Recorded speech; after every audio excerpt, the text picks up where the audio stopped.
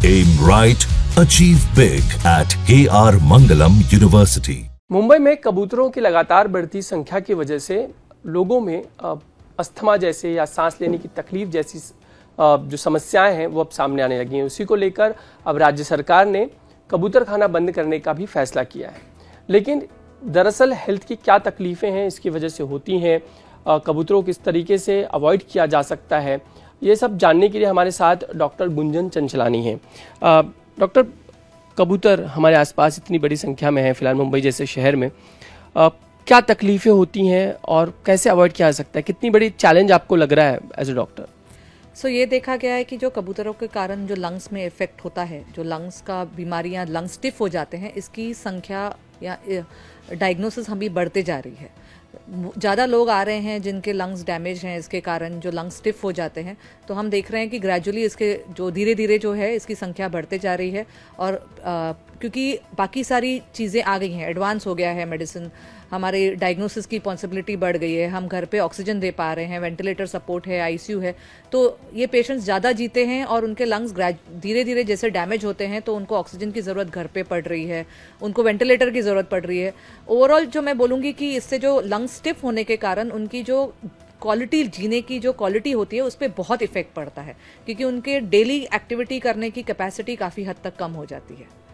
तो ये main problem है जो कबूतरों के कारण है। ये प्रॉब्लम इसलिए होता है कि कबूतर के जो बीट होते हैं या जो पंख होते हैं, इनमें कुछ प्रोटीन्स होते हैं जो हमारे ह्यूमन बींग्स, इंसानों के जो सांस की नली में जाके रिएक्ट करते हैं। तो हम जब इनको इनहेल करते हैं, जैसे मैं अगर कबूतर कॉन्स्टेंटली कंटिन्यूसली कोई कबूतर के अराउंड हूँ तो उनके जो छोटे छोटे पंख उड़ते रहते हैं या जो बीट करते हैं, वो ड्राई होने के बाद भी उनमें से एक एलर्जन रिलीज होता है। तो अगर मैं उसके आसपास हूँ तो मैं उसको इनहेल करूंगी, और इससे जो हम एक तरह से आप पोल्यूशन बोल दीजिए, लेकिन जो मैं इनहेल करूंगी तो मेरी सांस की नली में जाके इसका रिएक्शन होगा, जो एक तरह से एलर्जी रिएक्शन आप बोल सकते हैं, लेकिन it is not really allergy नहीं है वो।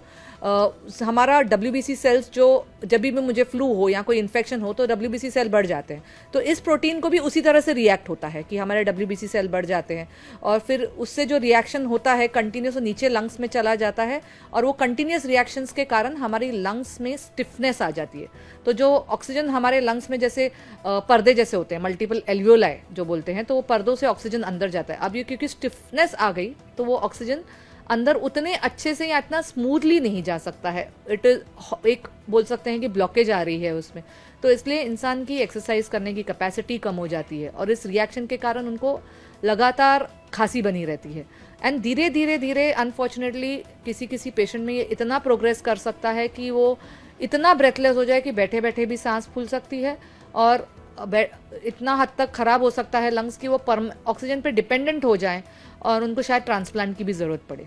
तो ये एक्सटेंड तक ये बीमारी जा सकती है।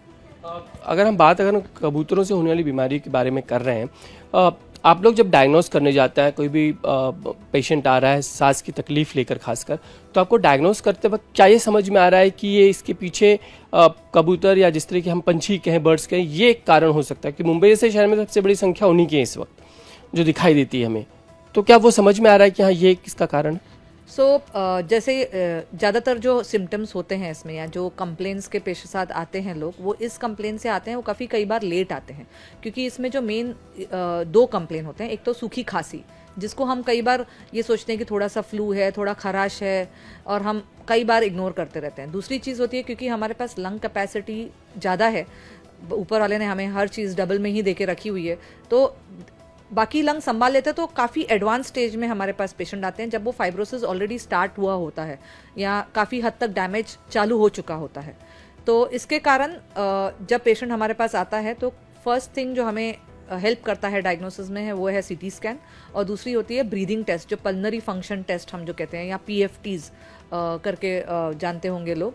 तो उससे हमें एक आइडिया आता है कि संभावना इसकी हो सकती है।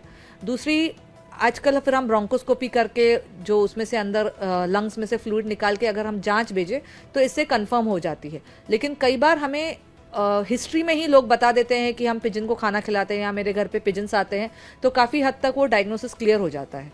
तो जो इससे डेवलप होता है, जो बोलते हैं हाइपर सेंसिटिविटी निमोनाइटिस या इंटरस्टिशियल लंग डिजीज़, इसके नंबर्स डेफिनेटली बहुत ज़्यादा बड़े हैं। आईसीयू में भी ऐसे पेशेंट आते हैं, आईसीयू में भी डिपेंडेंट होते हैं। हमने हिस्ट्री ये होगी कि हमने शायद 10 साल 15 साल पहले जो हम घर पे रह रहे थे, हम उसको रोज़ वहाँ पे कबूतर खिला रहे थे, और फिर बाद में क्योंकि ये स्लोली प्रोग्रेसिव है तब डिटेक्ट नहीं करा, अब शायद शिफ्ट भी हो गए हों, लेकिन फिर वो हमारे पास आएंगे सांस फूल के और हमें फिर वो डायग्नोसिस मिल जाएगा। तो ब्रोंको एल्वियोलर लवाज पीएफटी और सीटी स्कैन से मिला के हम इस डायग्नोसिस को कंफर्म कर लेते हैं।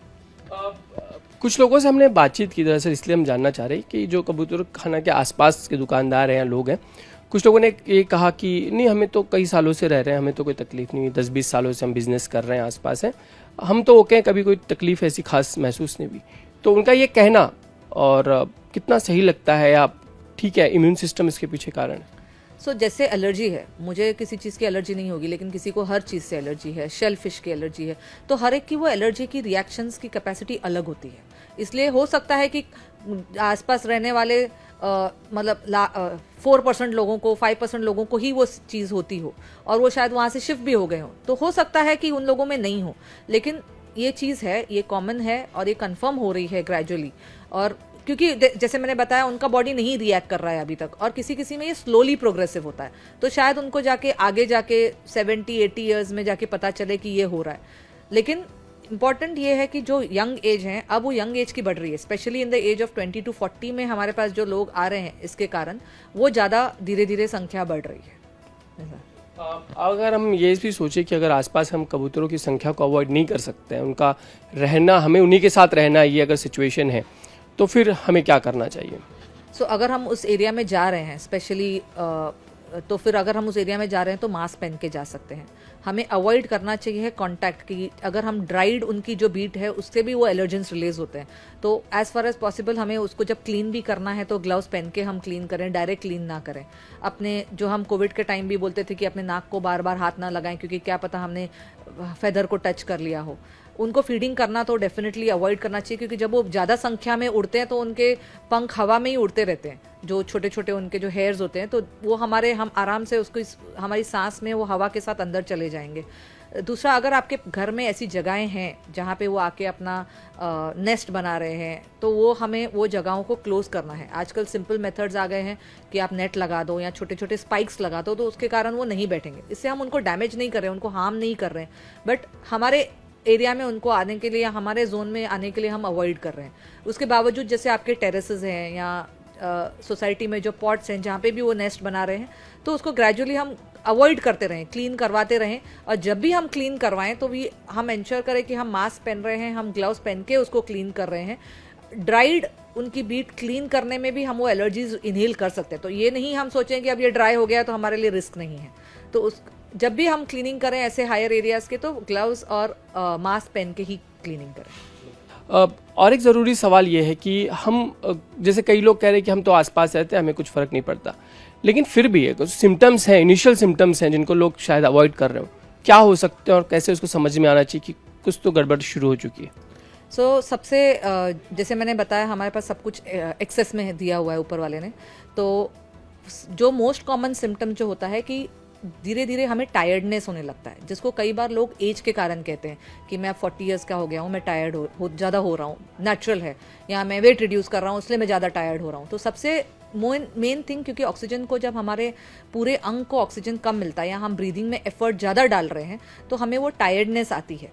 तो वो टायर्डनेस सबसे इंपॉर्टेंट सिम्टम है। दूसरा सिम्टम है ड्राई कॉफ, जो सूखी खांसी हम कहते हैं लगातार लगी रहती है, और आजकल फ्लू के कारण लोग कहते हैं कि हमें 4-4 हफ्ते तक खांसी लगी रहती है। तो उसको इन्वेस्टिगेट करना, जल्दी से डॉक्टर को जाके मिलना या उसमें सीटी स्कैन कराना, वो बहुत इंपॉर्टेंट है। रेगुलर फॉलोअप उसके लिए करना। हम अपनी सूखी खांसी को इग्नोर नहीं करते रहें कोई भी चीज़ को, और अगर हमें एक्सेस टायर्डनेस लग रहा है तो अपनी पूरी चेकअप करवा के, लंग्स, हार्ट, कुछ भी हो सकता है, आजकल बहुत यंग एज में इश्यूज आ रहे हैं, तो अपने एज को वो फैक्टर दे के उस पे घर पे बैठना नहीं एडवाइजेबल होगा। आप जल्दी से जल्द आप डॉक्टर को विजिट करिए इस बार। धन्यवाद डॉक्टर हमसे बातचीत करने के लिए। प्रकाश आंबेडकर हैं, स्वास्थ्य मंत्री। सर, सभागृह में एक सवाल कल उठा था विधान परिषद में कि खासकर मुंबई जैसे शहरों में जो कबूतरों की संख्या है, जो कबूतर खाने, वो एक बड़ा विषय, लोगों को अस्थमा जैसे या रेस्पिरेटरी प्रॉब्लम्स हो रही हैं, उन्हें हटाया जाएगा, इस तरह का सवाल है। बतौर हेल्थ मिनिस्टर आप इस पर क्या कहना चाहेंगे, क्या कुछ करने की जरूरत है, क्योंकि एक बड़ी समस्या है, पूर्व में भी इस पर बातचीत हो चुकी है। सभागृह में भी कल प्रश्न इस पर उपस्थित हुआ था और साथ ही साथ अगर ऐसा कुछ प्रॉब्लम होता है तो उसके लिए जो भी कुछ निर्णय सरकार ने लेना चाहिए उस माध्यम से हेल्थ डिपार्टमेंट की ओर से हम भी जरूर उसके बारे में एक चौकसी समिति लगाएंगे और अगर ऐसी कुछ आवश्यकता पड़े तो हम लोग उस पर निर्णय लेंगे। लेकिन इसके पहले भी बातचीत हो चुकी है, इस पर चर्चा होती रही, क्योंकि खासकर लंग्स की बड़ी समस्याएं हैं बच्चों को लेकर, जो बूढ़े हैं खासकर वृद्ध नागरिक, उनमें ये बड़ी समस्या है। नहीं, इस पर सभागृह में भी कल जो चर्चा हुई थी और साथ ही साथ सभी जो लोक प्रतिनिधि हैं उनके माध्यम से, कुछ डॉक्टर्स के माध्यम से भी इसके लिए बहुत सारे कुछ उन्होंने अपने प्रस्ताव रखे थे। हम लोग जरूर उस पर कार्रवाई करेंगे।